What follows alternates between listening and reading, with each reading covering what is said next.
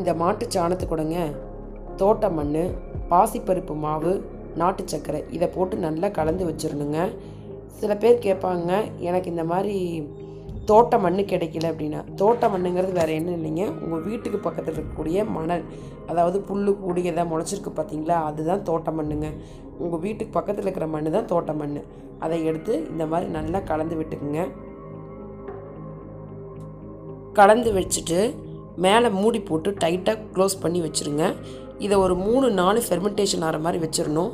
இப்போ இந்த பக்கெட்டில் பாதி அளவு தான் நான் வச்சுருக்கேன் பார்த்தீங்களா, ஆனால் இது மேலே வரைக்கும் நல்லா நொதிச்சு மேலே வந்துடுங்க.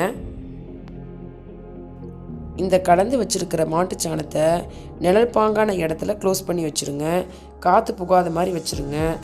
இதை வெயிலில் வைக்க வேண்டாங்க, நிழல் பாங்கான இடத்துல வைங்க.